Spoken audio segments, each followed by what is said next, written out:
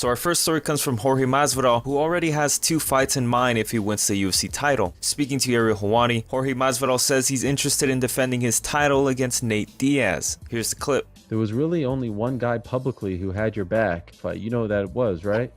Oh yeah, Nate. That's another real. Though he said I wanted to quit in the fight, which we all know Gambit will never do that. That's a real. And I always say Nate's a bad man.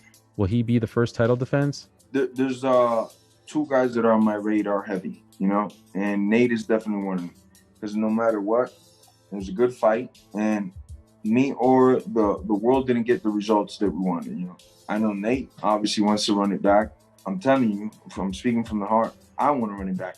So when I get this title, would nothing be better than to give him the opportunity he gave me to fight for his BMF belt? Come fight for this belt now. And I'll hand him over the favor. Another dude that we're definitely gonna be scrapping at some point is Thompson. Not because of nothing personal. I got nothing but love and respect for this individual. But I would just love to run it back. I think I could definitely do better than that night that we first met. I think I match up well, man. I would love to run it back with Thompson. So that's definitely something that'll be happening. Promises made, promises kept. The UFC has officially confirmed Usman vs. Masvidal after both fighters passed the first COVID test. Ariel Helwani tweeted what's next for Kamaru Usman and Jorge Masvidal in the next couple of days. First, both fighters will fly to Abu Dhabi, take a second COVID test at the hotel, and then quarantine until results come out. Then they take a third COVID test and repeat the process. Then they gotta make weight on Friday and take a 4th COVID test after the weigh-ins. If both fighters pass every single test, then they are cleared to fight. Nate Diaz reacted to Usman vs. Masvidal with this tweet: "Real fights are better fights." Gilbert Burns fired back at Nate Diaz with this response: "Real? I would out-grapple you and outbox you, and I would slap you up. Don't talk about real." Our next story comes from Dana White, who reacts to Usman vs. Masvidal. Speaking on SportsCenter, Dana says this is the fight the people wanted to see. Well, if you look at the 20-year history, this kind of stuff happens. When you get into negotiations for fights, these things happen. Gilbert Burns has been on a tear and was consistently fighting and wanted to continue to fight. So he was the number 1 contender, so Gilbert Burns made sense. Obviously, Masvidal has become a massive star over the last year and a half, and that's the fight that the people want to see. So when Burns fell out, we got in a room and figured Masvidal out. Our next story comes from Colby Covington, who is no longer interested in fighting Tyron Woodley. Speaking to BJ Penn Radio, Colby Covington says he gains nothing from beating up a washed-up Woodley. Look at his last fight with Marty Fake Newsman. He had nothing left. And as soon as that fight was over, who was saying the exact same? Another thing I called. I said, hey, Tyquil Woodley is washed up. He's completely done. He cashed out. He cashed out so many fights ago, man, when he made his pay-per-view off the Conor fight. That was the last time you ever saw a respectable and motivated Woodley. He's been cashed out. He's doing his TMZ. He's doing his, trying to do his announcing. He's trying to do his rap albums talking about me. The guy's irrelevant. I mean, and that's what it is. Everybody saw that. He's washed up. He has no fight left in him. And, anybody could beat him. You could put literally any fighter in the welterweight division, they would beat that guy. So beating Tyron Woodley right now is not impressive, and it doesn't warrant a title shot. So it's pretty pathetic that the UFC offered this Gilbert guy a title shot off of beating a washed-up Woodley. Yeah, it's been long sailed. What does that prove for me to go out there and beat a washed-up Woodley who's on a 2-fight losing streak? The guy hasn't won a round in like 3 years. I mean, the guy's just completely done. He has nothing left to prove. So what does that prove? I go out there and I knock out Tyron Woodley. Oh, I was supposed to do that. Then people are just going to give me shit. Oh, why'd you take the easy fights? There's a reason I'm the people's champion. I fight for the people, and the people want me and Marty Fake Newsman round 2. And anything less is just criminal. I deserve it. I earned it. And if I don't get it, it's not fair. And I only want the big fights. So if they're not going to give me a big fight, I'm not wasting my time. Our next story comes from Marlon Moraes, who called out Cody Garbrandt and Dominick Cruz on Instagram. Moraes wrote, "I'm not the best at making excuses. I was taught to say yes for every challenge. Get the F in the ring and fight. Enough is enough. There's names available and they're all saying no. What's up? Cody no love. Fastest hands in all the roster, etc, etc. Why no? Dominick Cruz, best bantamweight of all time, etc, etc. Why no? Am I wrong? Would you watch these fights?" Cody Garbrandt did see this post and responded to it with this: "October, you were already told this from your manager Ali Abdelaziz. Don't come out here trying to act tough, state the facts. To which Marlon replied with, "This 50-50 like every fight. Let's put on a show, #truth." Our next story comes from Max Holloway, who reacts to Alexander Volkanovski, saying he's gonna knock him out. Speaking to Ariel Helwani, Max Holloway says that Volkanovski said he was gonna do a lot of things in their first fight that he didn't do, so he's not taking this into consideration. Yeah, I heard, some people told me, but at the end, that's what I said. Exactly what I said, what I just said, these guys think this championship belt is like a magic stick, they think, and they think it comes with a bunch of stuff. The only thing it really comes with is more media, my friend. And I think he's finding that out, that's what it is. Like, if you go back to the first fight, he said the same thing. He said that he was gonna go in there and take me down and ground and pound me and finish me the first fight, like, if we're talking about like speaking and the way he talks is like not really taking that into consideration, because he really talked a big game the first one, and then the first fight happened.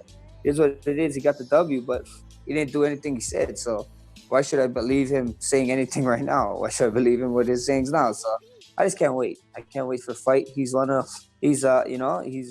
champ right now. He's on the chip on his shoulder, like he doesn't feel like he's a champ. That's on him. That's a him problem, I know where I am in my life. I know where I stand. Like I said again, man, I got 5 belts.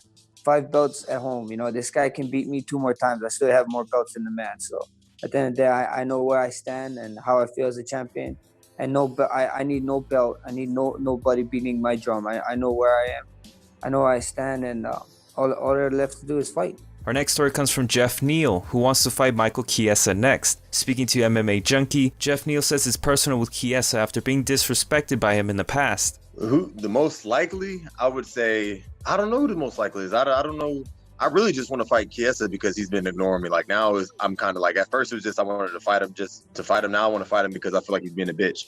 So I want that Chiesa fight just off of personal, because he's acting like I'm invisible to him. I've been calling him out for months, so I want that fight. I feel disrespected, which makes it kind of personal, because I know he sees my post, and then he made some comment that he doesn't want to fight me because I said something about him not wanting any smoke, which is kind of a weak ass excuse not to fight me. And he took like I'm number 10 now. I was number 11 before. He was number 7. Like, we're not that far off in the rankings. It's not like I'm some unranked dude trying to call you out. The fight between him makes perfect sense. He wants to chase out the Colby Covington. You only have 3 fights in the welterweight division, and you fought 2 dudes that are 55ers. You can't really say that you're above me. He has this this air of entitlement, and I hate that shit 100%. And then after I get that fight, take him out, maybe Woodley after that, we'll see, or Wonderboy. But that's where I'm looking for right now. Our next story comes from Sean O'Malley, who says he wants Chito Vera next. Speaking to Helen Yee, Sean O'Malley says he will knock out Chito Vera in the first round. Yeah, I was supposed to fight him a long time ago. I think I was supposed to fight him twice, actually. Maybe not. Yeah, I don't know. I think UFC's matchmaking meetings are on Tuesday. It's Wednesday today. I thought I would talk to him by now. August 15th coming up, about 6 weeks out. So I was planning on maybe fighting him then, but we'll see. I don't know. I haven't talked to the UFC yet. Yeah, I seen Ariel say something about Jimmy Rivera saying he was going to potentially fight Chito in August. So yeah, I don't know. I have no idea. I would like to fight in August at some time. I'm ready to go. I'm in good shape right now. I'm healthy, and I'd definitely like to fight in August. But yeah, I see. Chito is tough. He's super tough, but he's not getting hit on the chin. He's not getting hit where I hit people, and that's right on the chin. I'm super accurate and I'm fast, and that's a dangerous combination. So I for sure could see myself putting his lights out in the first round.